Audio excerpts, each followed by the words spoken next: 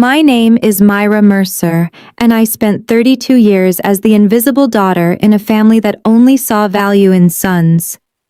When I was 18, my parents wrote a check for $180,000 to send my brother to medical school. When I asked for help with college tuition, my father looked me in the eye and said, "Girls don't need degrees. Find yourself a good husband." So I worked 3 jobs. I survived on 5 hours of sleep for 4 years. I graduated summa cum laude and put myself through Johns Hopkins Medical School without a single dollar from them. 12 years later, I became a cardiothoracic surgeon, one of the few women in my field. But at my brother's engagement party last month, my father stood in front of 150 guests and introduced Tyler as our only successful child. He had no idea that his future daughter-in-law was the patient I saved 3 years ago on my operating table. Before I tell you what happened next, please take a moment to like and subscribe, but only if this story speaks to you. Drop a comment and tell me where you're watching from and what time it is there. Now let me take you back to where it all began. I grew up in Bethesda, Maryland, one of those manicured suburbs outside DC where every lawn looked like it belonged in a magazine and every family had secrets hidden behind their perfect hedges. Our house sat at the end of a quiet cul-de-sac, 2-car garage, colonial shutters, a flagstone path lined with boxwoods that my mother trimmed every Sunday after church. My father, Harold Mercer, spent 30 years climbing the corporate ladder until he became CFO of a mid-sized insurance company. He wore the same style of pale blue Oxford shirt every day, pressed and starched, paired with a Rolex date, just he bought himself the day he got promoted. That watch was his trophy. His proof that hard work paid off, for the right kind of person. In our house there were rules.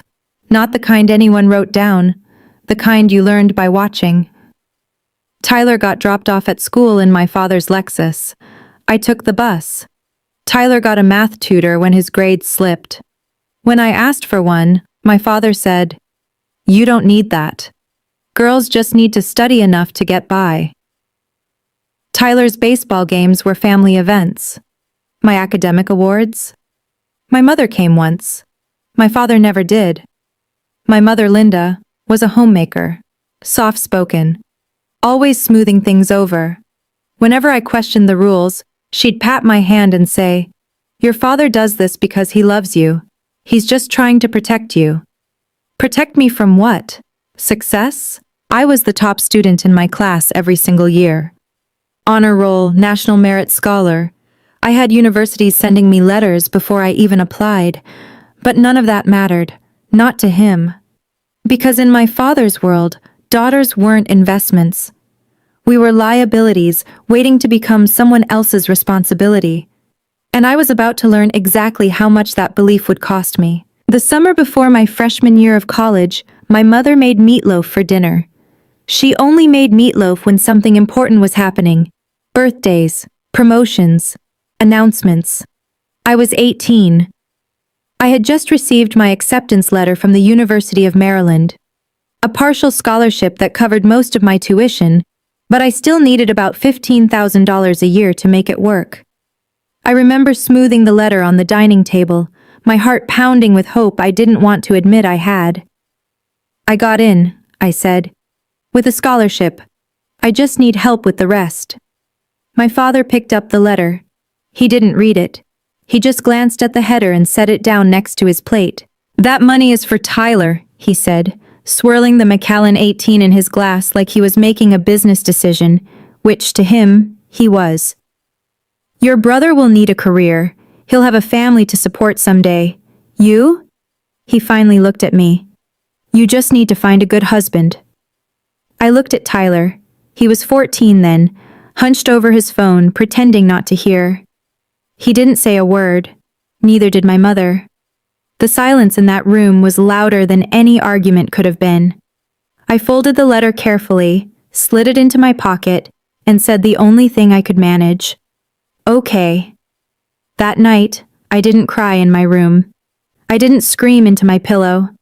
I sat at my desk, opened my laptop, and searched for part-time jobs near campus. I applied to 3 before midnight, Because in that moment I made a decision.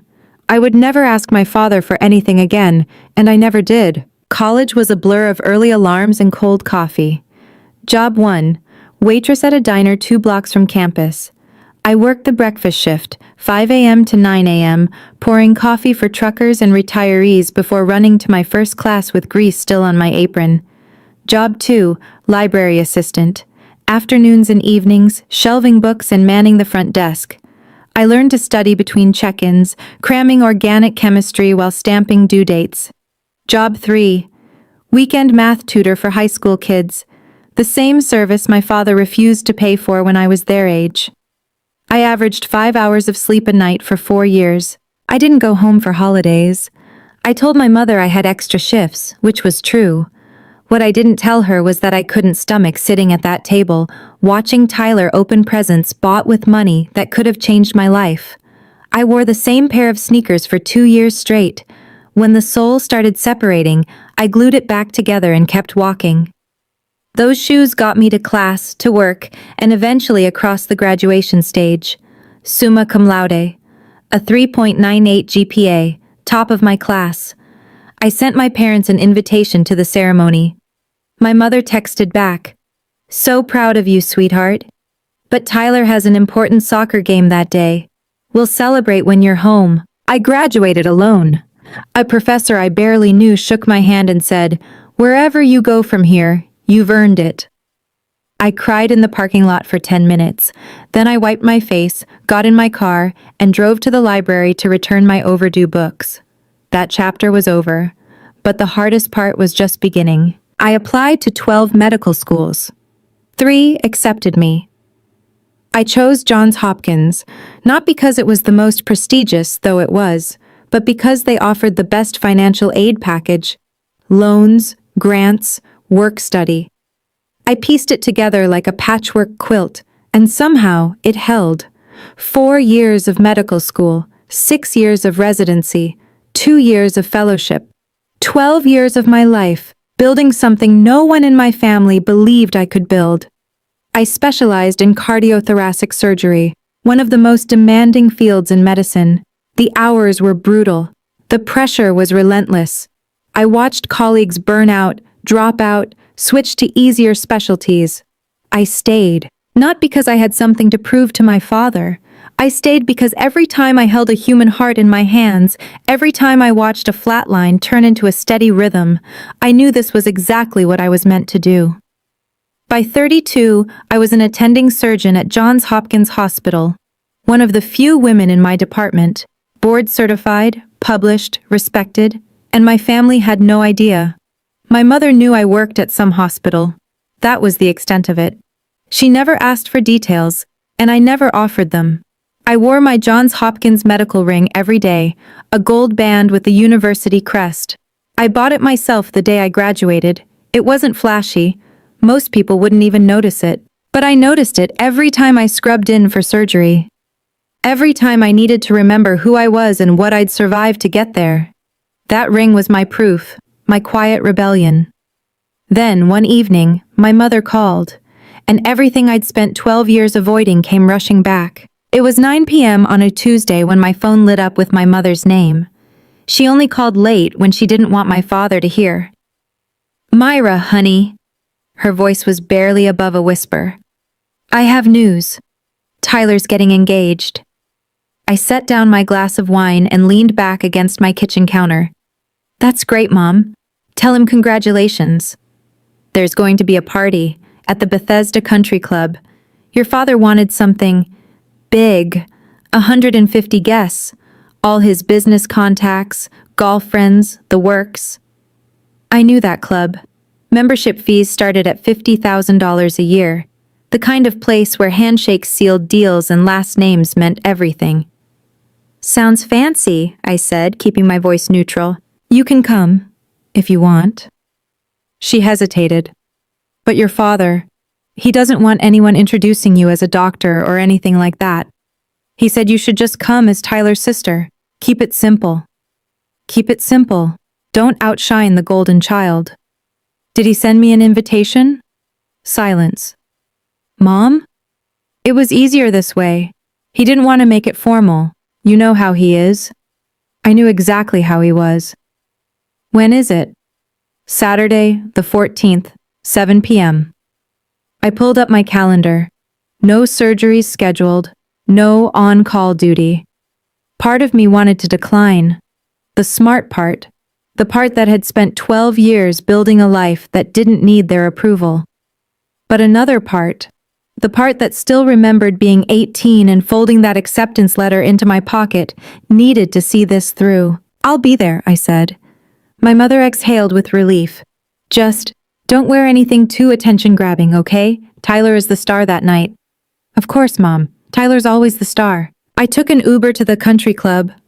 I didn't want to deal with valet parking or anyone asking questions about my car, my job, my life. I just wanted to slip in, pay my respects, and slip out. The Bethesda Country Club looked exactly like I expected.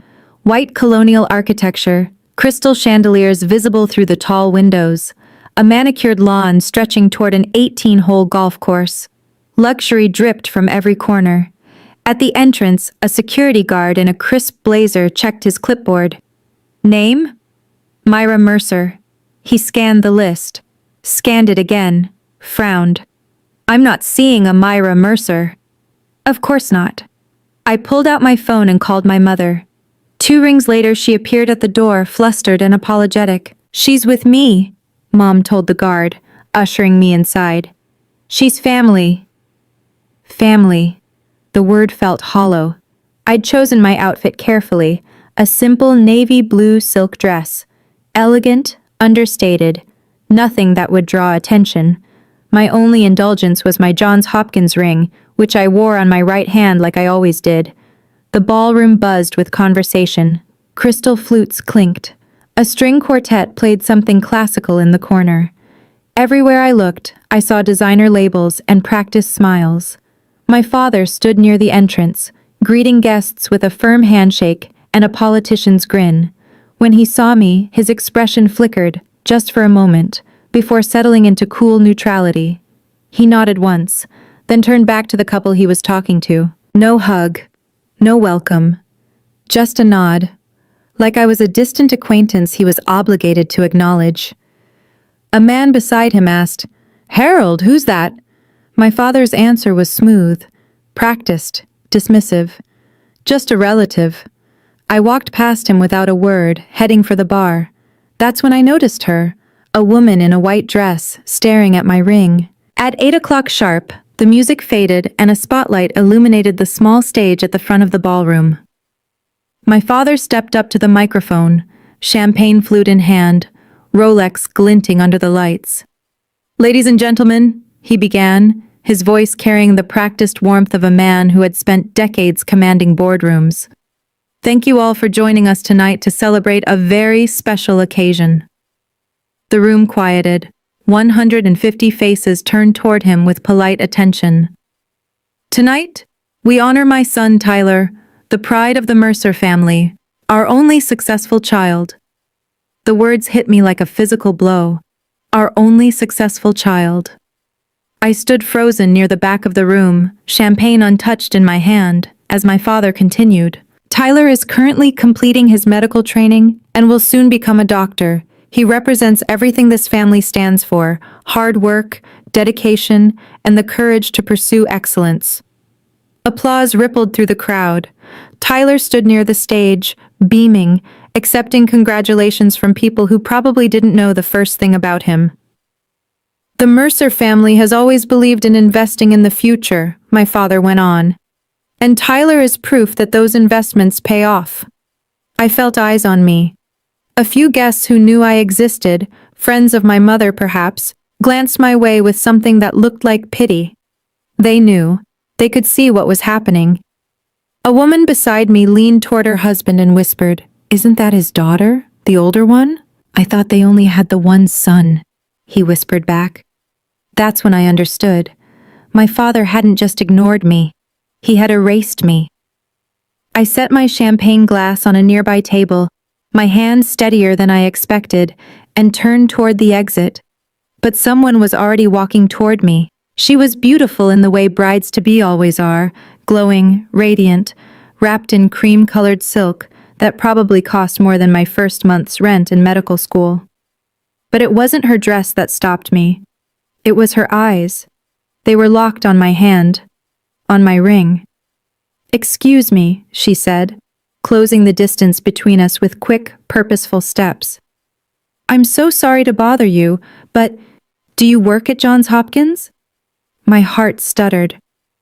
"Yes," I said carefully. "I do." Are you a surgeon?" The ballroom noise seemed to fade.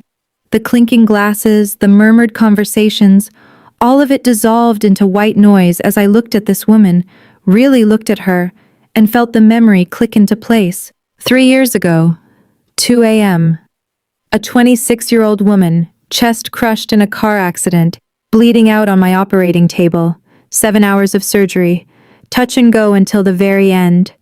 I remembered her face, younger then, pale, hovering between life and death. "Rachel," I said, her name surfacing from somewhere deep in my memory. "Rachel Porter." Her hand flew to her mouth. Tears welled in her eyes. "It's you. Oh my God, it's really you." Before I could respond, Tyler appeared at her side, his smile stiff with confusion. "Babe, what's going on?" He looked at me, then back at Rachel. "Do you know my sister?" Rachel's head snapped toward him. "Your sister?" Her voice cracked. "Tyler, you never told me what your sister does for a living." Tyler's jaw tightened. I could see him calculating, trying to control the narrative. "She works at a hospital," he said quickly. "Some administrative thing." Rachel stared at him. Then she stared at me. "Administrative?" she repeated slowly. "Tyler, this woman saved my life." Tyler's face went through 3 expressions in 2 seconds. Confusion, panic, and then a forced smile that didn't reach his eyes. "Babe, let's not make a scene." He reached for Rachel's arm. "There are some important people I want you to meet. Mr. Davidson from Dad's old firm is here, and—" "Tyler!" Rachel pulled her arm back. "Did you hear what I just said?" "I heard you, and that's great, really. But we can catch up with Myra later." He shot me a look, the same look he used to give me when we were kids, and I accidentally got better grades. "Right, sis?" I said nothing. I just watched. "Why didn't you tell me your sister was a doctor?" Rachel pressed. She's... Tyler stumbled over his words. "Look, it's complicated. Our family is complicated. Can we please just enjoy the party?" "Complicated how?" The guests nearest to us had started to notice. Heads were turning, whispers spreading like ripples in a pond. Tyler lowered his voice, his smile becoming strained. "Myra, can you just go? This is my night. You've already caused enough trouble just by showing up." I felt the old familiar sting, the one I'd spent years learning to ignore. "I'm not causing anything, Tyler. I'm standing here." "You know what I mean." His voice dropped to a hiss. "You always have to make everything about you. Even now. Even tonight." Rachel looked between us, her expression shifting from confusion to something harder. Something suspicious. "Tyler," she said quietly, "I'm going to ask you one more time. Why didn't I know your sister is a surgeon?" He didn't answer. And in that silence I saw the first crack in the perfect image my family had spent decades constructing. My father materialized beside us, like he had a sixth sense for disturbances in his carefully orchestrated events. "What's going on here?" His voice was low, controlled, but I could see the tension in his jaw. "Nothing, Dad." Tyler jumped in immediately. "Myra was just leaving." "I wasn't," I said calmly. My father's eyes flicked to Rachel, then to the small cluster of guests pretending not to eavesdrop. "Myra!" He said my name like it was a problem to be solved. "This is Tyler's engagement party. If you're not going to be supportive, perhaps it's best if you—" "If I what, Dad? Disappear, like I always do?" Rachel stepped forward. Mr. Mercer, did you know that your daughter is a hospital employee? My father cut in smoothly. Yes, we're aware. But tonight isn't about her. Tonight is about Tyler and his future. His future. His career. His success. Always his. A man nearby, someone I recognized vaguely as one of my father's golf buddies, cleared his throat. Harold, I didn't realize you had a daughter. You've never mentioned her. My father's smile tightened. We're a private family, George. Myra chose a different path than the rest of us. She's independent. Independent. The word dripped with dismissal. Perhaps too independent, he added, lowering his voice just enough that only those closest could hear, but loud enough to make his point. Some children want to be part of the family. Others, he shrugged, others don't have anything to contribute. The air around me went cold. I had spent 12 years building a career, saving lives, earning every credential through sweat and sacrifice. And in 3 sentences, my father had reduced all of it to nothing. Rachel was staring at him like she'd never seen him before. And maybe she hadn't. Not the real him. I felt the heat crawling up my neck, the old familiar urge to shrink, to apologize, to disappear. For 18 years, I had lived under this man's roof and learned that survival meant silence. For 12 more, I had built a life where his opinion didn't matter. But standing there, in that glittering ballroom surrounded by strangers who thought my father was a great man, I realized something. I was done shrinking. I took a breath, then another. My heartbeat slowed to the steady rhythm I used before surgery. Calm, focused, precise. I'm not leaving, Dad. My father blinked. Excuse me? I came to celebrate my brother's engagement. I'm going to stay, have a glass of water, and congratulate the happy couple. I smoothed the front of my dress. That's what family does, isn't it? His face reddened. Myra, you don't have to introduce me to anyone. You don't even have to acknowledge I exist. I'm used to that. I met his eyes without flinching. But I'm not leaving because my presence makes you uncomfortable. For a moment, no one spoke. Then I turned and walked to the bar, my heels clicking against the marble floor with a confidence I had earned in operating rooms and overnight shifts, and years of proving myself to people far more intimidating than Harold Mercer. I ordered sparkling water with lime. The bartender slid it across the counter with a small nod. I took a sip and watched the party continue around me. The forced laughter, the air kisses, the elaborate dance of wealthy people pretending everything was fine. I didn't need to make the scene. I didn't need to expose anyone. I just needed to stand my ground. And from across the room, I saw Rachel watching me with something that looked like respect. She was walking toward me again. I want to pause here and ask you something. Have you ever been dismissed by the people who were supposed to love you the most? Have you ever achieved something incredible, only to have your family pretend it didn't happen? If that's you, drop a comment below. Just type, I understand. Let me know I'm not alone in this. And if you want to know what Rachel said to me next, keep watching. Don't forget to hit that like button if you're on my side. Before Rachel could reach me, my mother intercepted her path. Sweetheart, let me introduce you to some of our friends from the club, Mom said brightly, steering Rachel toward a group of older women dripping in pearls.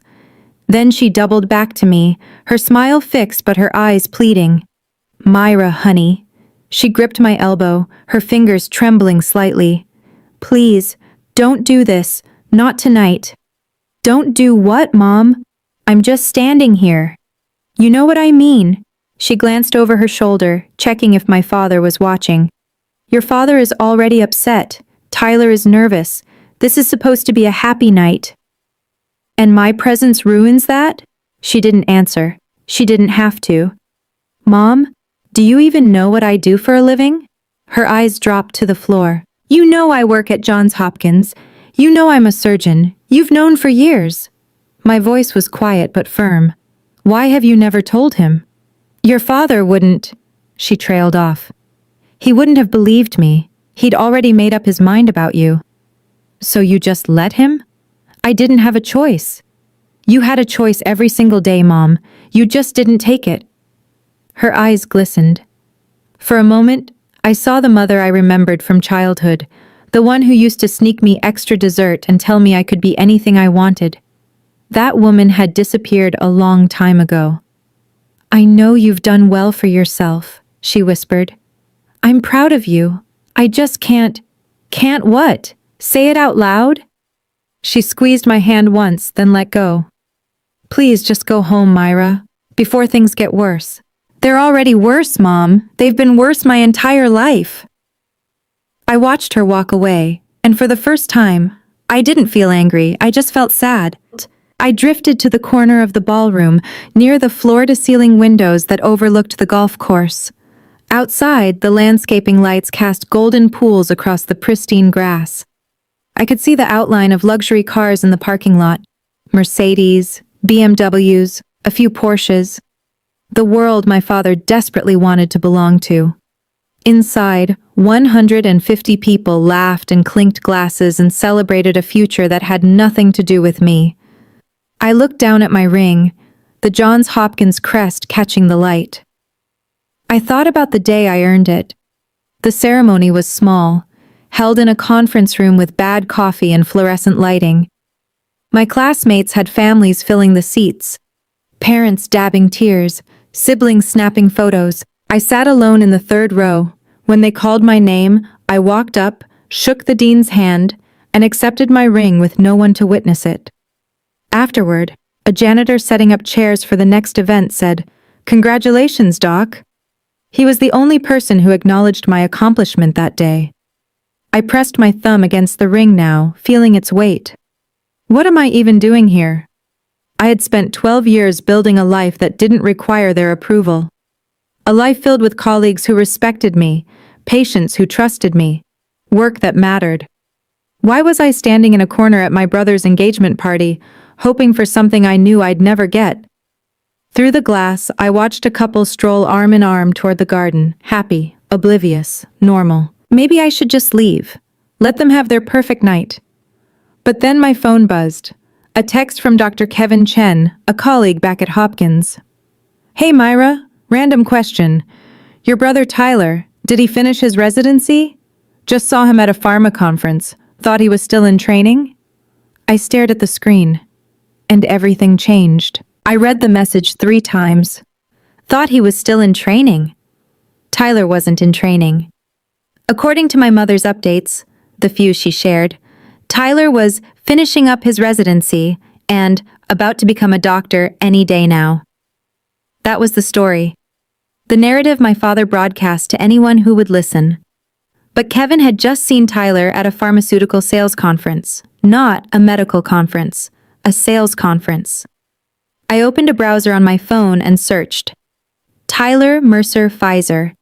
3 results. A LinkedIn profile, a company directory listing, a conference speaker bio from 6 months ago. Tyler Mercer, medical sales representative, Pfizer Inc. No residency, no medical license, no doctor in front of his name. He had dropped out 2 years ago based on the dates. My father had spent $180,000 on Tyler's medical education, and Tyler hadn't even finished. He'd quietly pivoted to pharmaceutical sales and never told anyone. For 2 years, he had been lying to our entire family. I slipped my phone back into my clutch, my mind racing. This wasn't my weapon. I didn't come here to expose anyone. But as I watched my father work the room, shaking hands, boasting about his future doctor son, I realized something. The truth didn't need me to weaponize it. The truth had a way of surfacing on its own. I thought about every patient who had ever thanked me after surgery. Every life I had helped save. Every 18-hour shift. Every sacrifice. Every moment I had chosen this path despite having no one to support me. I didn't need to prove anything to my father. But I also didn't need to protect my brother's lies. I straightened my shoulders and looked across the room. Rachel was finally breaking free from the group of women. She was heading my way. This time, I didn't look away. I met Rachel halfway, near one of the tall cocktail tables draped in white linen. I'm sorry about earlier, she said, slightly breathless. Tyler's mother kept pulling me around to meet people. It's fine. It's your party. It's supposed to be, she bit her lip. But nothing about tonight feels right. I studied her face, the furrow between her brows, the tension in her shoulders. This wasn't bridal glow. This was doubt. Rachel, how much do you know about Tyler's career? She blinked at the question. He's finishing his residency, internal medicine. He's supposed to start his fellowship next year. That's what he told you? That's what he's told everyone. Her voice wavered. Why? Is there something I should know? I hesitated. This wasn't my secret to tell, but it also wasn't my lie to protect. I'd just received a message from a colleague. He saw Tyler at a pharmaceutical sales conference last week. A sales conference? Rachel shook her head. No, Tyler doesn't do sales. He's a doctor. Well, almost a doctor. Rachel. I kept my voice gentle but direct. I looked it up. Tyler works for Pfizer. He's listed as a medical sales representative. He has been for at least 2 years. The color drained from her face. That's not possible. He shows me his schedule. He talks about his patients. She stopped. Something clicked behind her eyes. Oh my God, she whispered. The hours. He's always so vague about where he goes. I thought it was because he was busy at the hospital. I'm not trying to hurt you, I said. I just think you deserve to know the truth before you marry him. Rachel stared at me. Then she looked across the room at Tyler, who was laughing at something his father said. He's been lying to me for 2 years? I didn't answer. I didn't have to. Rachel stood frozen for a long moment, processing. Then she turned back to me with a different look in her eyes, sharper now, more focused. Wait. Can we go back to what I said earlier? She took a breath. 3 years ago, I was in a car accident. A bad one. My sternum was crushed. I had internal bleeding. They told my parents I probably wouldn't survive the night. I nodded slowly. I remember. The surgeon who saved me, Dr. Myra Mercer, operated on me for 7 hours. She held my heart in her hands. Rachel's voice cracked. When I woke up in the ICU, she was there. She held my hand and said, "You fought hard. Now you get to live." I remembered that too. I remembered her parents sobbing in the waiting room. I remembered the moment her vitals stabilized, and I finally exhaled. That surgeon was you, Rachel said. Wasn't it? Yes. Tears spilled down her cheeks. Before I could react, she pulled me into a tight embrace. I've thought about you every single day for 3 years, she whispered against my shoulder. I went back to the hospital once to find you, but they said you transferred to a different department. I never got to thank you properly. You just did. She pulled back, wiping her eyes with the back of her hand. This whole time you were Tyler's sister. He talked about you like you were nobody, like you didn't matter. To him, I don't. But you matter to me. Her voice hardened. You saved my life. And his family treats you like you're invisible? She looked toward the stage, where the microphone still stood from my father's earlier speech. No, she said quietly. That's not okay. That's not okay at all. Rachel, you don't have to. Yes, I do. She squeezed my hands. The truth needs to come out, all of it. What are you going to do? I asked. Rachel glanced toward the stage, then back at me. I was supposed to give a speech later. Thank Tyler's family for welcoming me. Talk about how excited I am for our future together. And now? Now I'm going to tell the truth. She straightened her shoulders. Not to hurt Tyler. Not to embarrass your father. Just because I don't want to build a marriage on lies. Rachel, this is your engagement party. Are you sure you want to do this here, in front of everyone? Where else? She laughed bitterly. Tyler's been lying to me for 2 years. Your father just stood up there and called Tyler his only successful child, when you are the one who actually became a doctor, a surgeon, someone who saves lives. She shook her head. I almost died, Myra. Do you know what that does to a person? It makes you realize how short life is, how precious. I promised myself after that accident that I would never waste time on things that weren't real. Her eyes met mine. Tyler isn't real. The future we planned isn't real. But you, what you did for me, that was real. I felt something shift in my chest, not satisfaction, not triumph, something quieter. Relief, maybe, that someone finally saw me. I'm not going to accuse anyone of anything, Rachel said. I'm just going to tell my story and let people draw their own conclusions. And Tyler? Tyler can explain himself, if he even can. She touched my arm. Will you stay? I don't want to do this without you here. I thought about leaving, thought about protecting myself from the fallout, but I had been protecting myself for 12 years. Maybe it was time to just stand in the truth. I'll stay, I said. Rachel nodded and walked toward the stage. The MC, a friend of my father's who had been managing the evening's program, tapped the microphone. Ladies and gentlemen, if I could have your attention, please. Our beautiful bride-to-be, Rachel Porter, would like to say a few words. Polite applause rippled through the room. Rachel climbed the 3 steps to the small stage, her cream silk dress catching the light. She looked every bit the perfect fiancée, poised, beautiful, gracious. But I could see her hands trembling slightly as she adjusted the microphone. 150 guests turned their attention to her. My father stood near the front, beaming with proprietary pride. Tyler positioned himself at the base of the stage, ready to gaze adoringly at his bride. Thank you all for being here tonight, Rachel began, her voice clear and steady. I'm so grateful to celebrate with Tyler's family and friends. My father nodded approvingly. Before I talk about Tyler, Rachel continued, I want to share something personal, something that shaped who I am today. A murmur of interest passed through the crowd. This wasn't the standard thank you speech they were expecting. 3 years ago, I was in a car accident. A semi-truck ran a red light and hit my driver's side door at 50 miles an hour. Gasps, sympathetic murmurs. I was rushed to Johns Hopkins with a crushed sternum and massive internal bleeding. The doctors told my parents I had a 20% chance of surviving the night. Rachel paused, letting the weight of her words settle over the room. But I did survive, because of one person, one extraordinary surgeon who operated on me for 7 hours and refused to give up. I felt the eyes beginning to shift.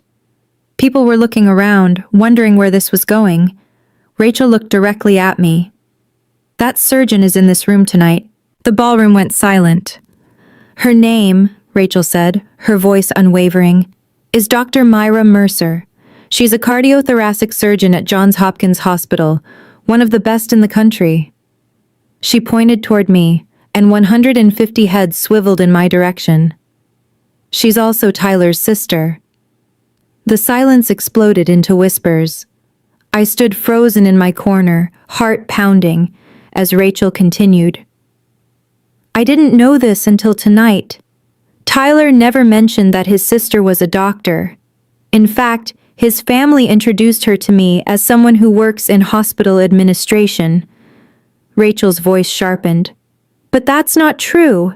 Dr. Mercer isn't an administrator. She's a surgeon, a brilliant one, the woman who gave me a second chance at life. My father's face had gone pale. Tyler looked like he wanted the floor to swallow him whole. What's even more confusing, Rachel went on, is that just a few minutes ago, Mr. Mercer stood on this very stage and introduced Tyler as the only successful child in the family. She let that sink in. I'd like someone to explain to me how that makes sense. How does a family ignore the daughter who became a surgeon while celebrating the son who... She stopped herself, took a breath. I'm sorry. I didn't come up here to attack anyone. I came up here because the truth matters to me. And the truth is that Dr. Myra Mercer saved my life. Without her, I wouldn't be standing here. I wouldn't have met Tyler. I wouldn't have any of this. Rachel looked at me again. tears glistening in her eyes. Myra, would you please come up here? I'd like everyone to meet the woman who made my future possible. Every eye in the room was on me. I had two choices, shrink or stand. I chose to stand. I walked through the parted crowd, my heels clicking against the marble with each step. The whispers followed me like a wave. That's the daughter? Harold never mentioned a daughter. A surgeon at Hopkins? Why would they hide that? Something's very wrong here. I climbed the steps and stood beside Rachel. She reached for my hand and squeezed it. From the crowd, a man's voice called out, Dr. Howard Brennan, a cardiologist who was apparently among my father's golf circle. Myra Mercer? He stepped forward, recognition dawning on his face. I attended your presentation at the American Heart Association conference last spring. Your research on minimally invasive mitral valve repair was exceptional. More murmurs, more turning heads. Thank you, I said simply. Rachel leaned into the microphone. For those who don't know, and apparently that includes Tyler's own family, Dr. Mercer is board certified in cardiothoracic surgery. She's published in peer-reviewed journals. She saved countless lives, including mine. She turned to face my father, who stood motionless near the front, his face a mask of barely controlled fury. Mr. Mercer, I mean no disrespect, but I have to ask, why did you tell this room that Tyler is your only successful child? Your daughter is standing right here. She's accomplished more than most people will in a lifetime. The room held its breath. My father's mouth opened, closed, opened again. This is hardly the time or place. It seems like exactly the right time and place to me, Rachel said calmly. You chose to celebrate Tyler's success publicly. Why can't we acknowledge Myra's? Someone in the back started clapping. Then another person. Then another. Within seconds, half the room was applauding. Not for my father, not for Tyler, but for me. And I hadn't asked for any of it. The truth had simply found its way into the light. Rachel handed me the microphone. For a moment, I just stood there, looking out at the sea of faces. Some curious, some sympathetic, some uncomfortable. I could have destroyed my father right there. I could have laid out every slight, every rejection, every moment he made me feel worthless. But that wasn't who I wanted to be. Thank you, Rachel. I kept my voice calm, measured. And thank you, everyone, for your kind applause. I didn't come here tonight expecting any of this.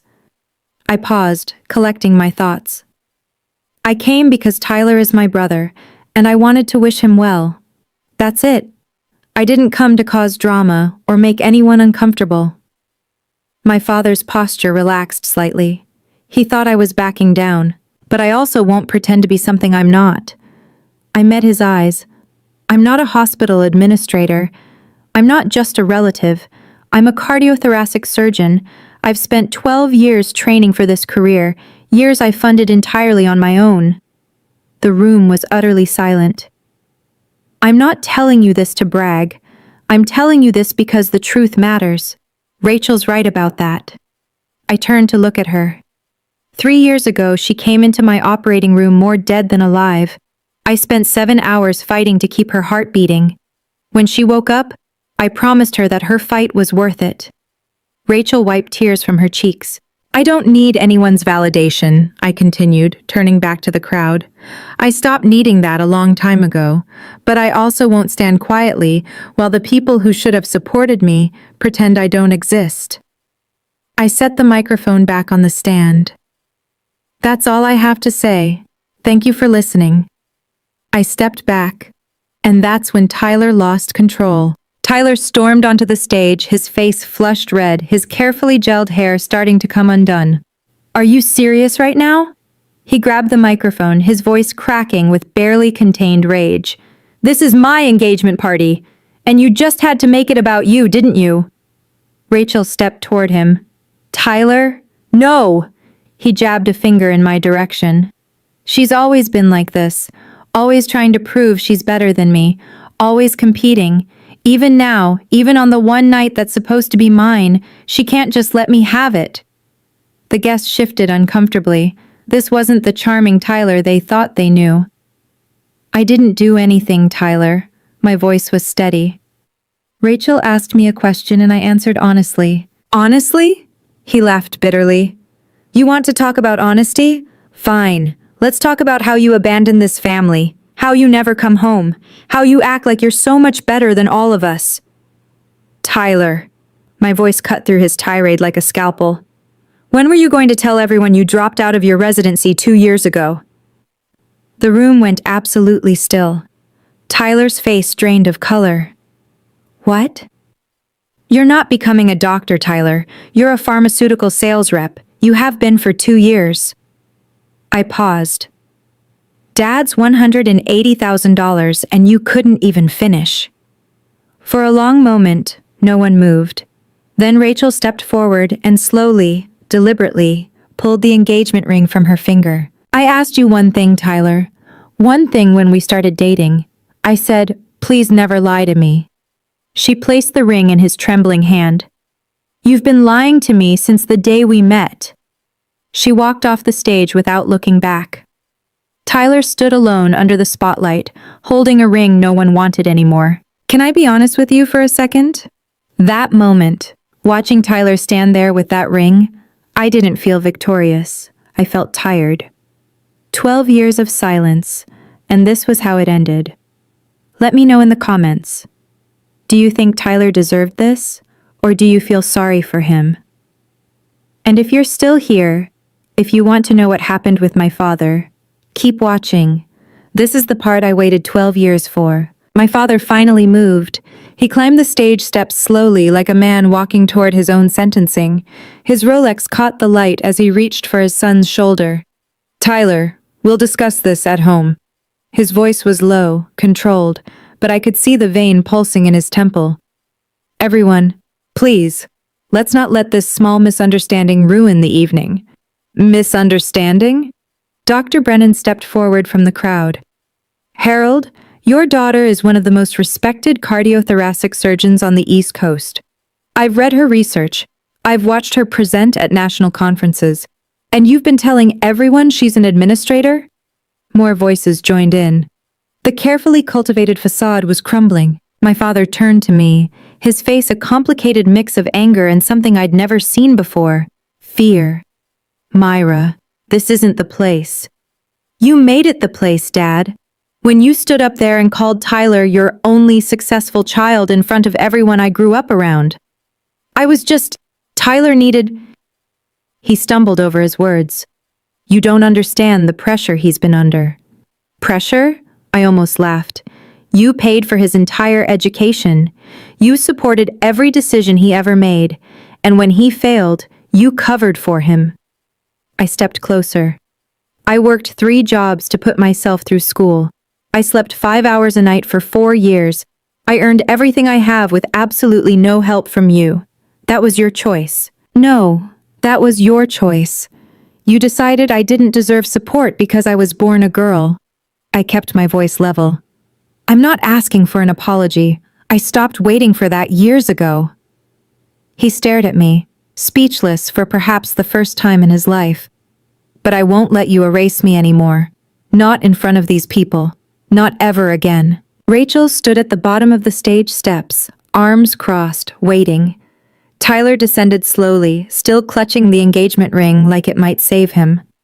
Rachel, please, let me explain. Explain what? Her voice was calm, but I recognized that calm. It was the same calm I used when a surgery was going wrong, the moment right before decisive action. I was going to tell you.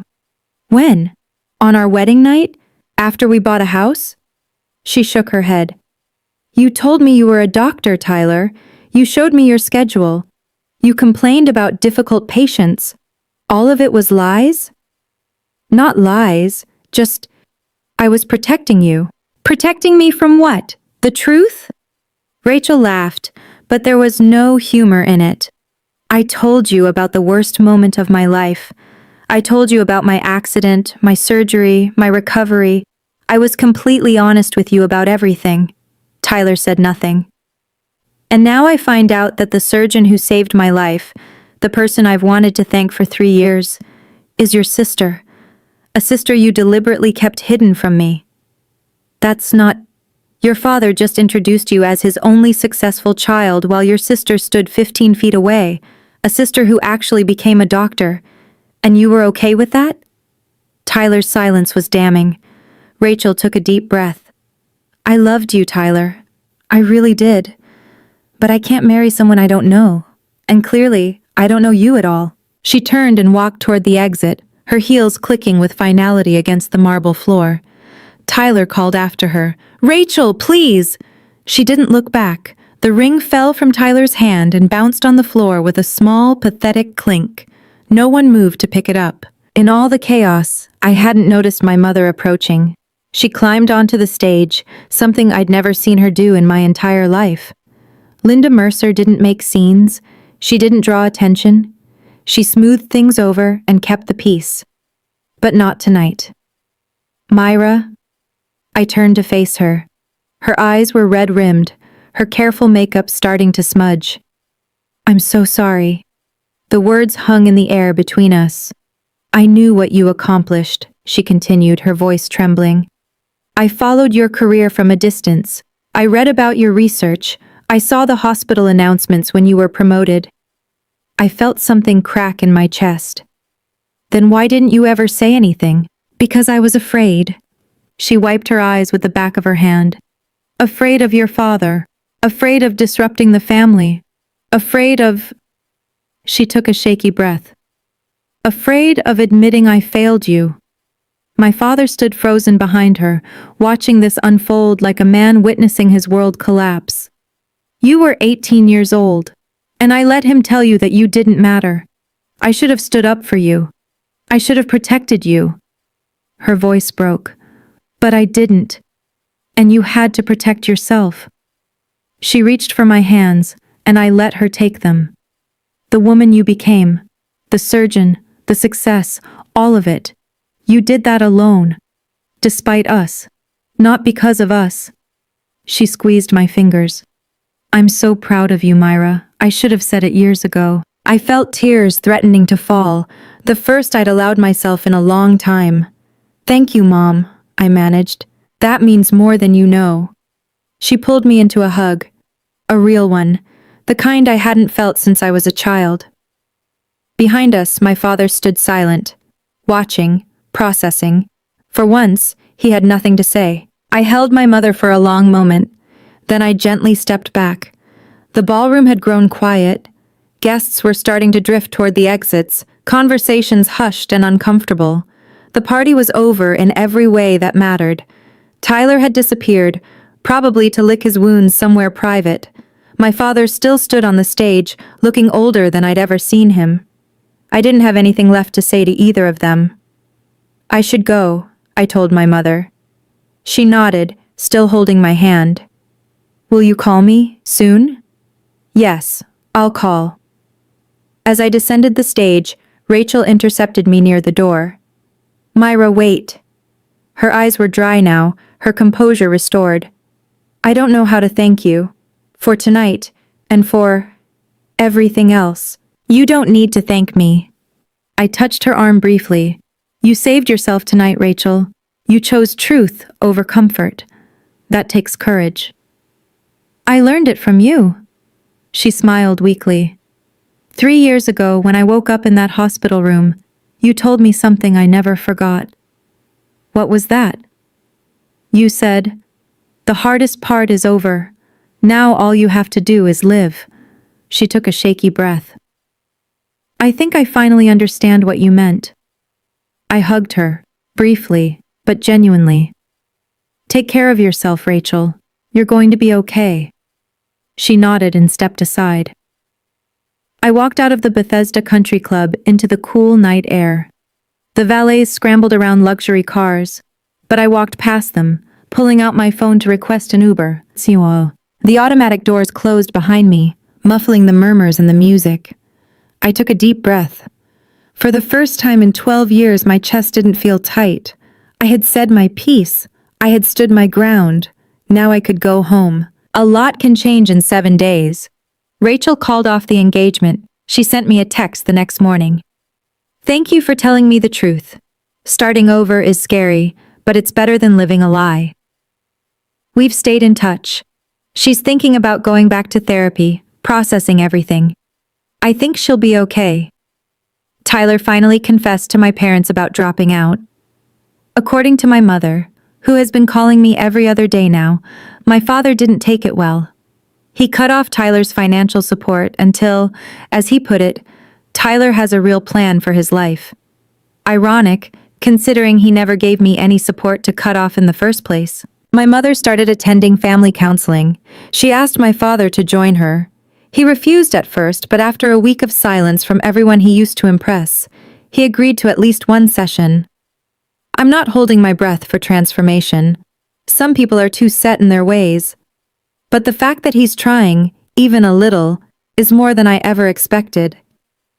As for me, I went back to work. The Monday after the party, I had a double bypass scheduled at 7 a.m. I scrubbed in, made my incisions, and spent 4 hours doing what I do best. When the patient's heart started beating on its own again, I felt that familiar surge of purpose. This is why I do what I do. Not for recognition, not for validation. For moments like this, when someone gets a second chance at life because I refuse to give up. My phone buzzed in my locker after the surgery, a text from a number I didn't recognize. "This is your father. Can we talk?" I stared at it for a long time. Then I typed back, "When you're ready to listen, I'll be here." You might think this story ends with me forgiving my father, with a tearful reconciliation and a happily ever after. That's not how real life works. The truth is, I'm still figuring out what my relationship with my family looks like. Maybe we'll find our way back to something healthy. Maybe we won't. Either way, I've made peace with it. Because here's what I learned over the past 12 years. You cannot control how other people see you. You cannot force someone to acknowledge your worth. You can only control who you are and what you do with your life. I spent too many years waiting for my father to be proud of me, hoping that one more achievement, one more award, one more success would finally make him see me. But some people aren't capable of seeing beyond their own expectations. That's not your failure, it's theirs. The real victory wasn't standing on that stage while Rachel told everyone who I was. The real victory was the moment I realized I didn't need anyone's approval to know my own value. I'm a cardiothoracic surgeon. I've saved lives. I've built a career that means something. No one gave that to me. I earned it. And if my father ever wants to be part of my life, he'll have to earn his way back too. That's not cruelty. That's boundaries. Setting boundaries doesn't mean cutting people off forever. It means saying, "I love you, but I will not let you hurt me anymore."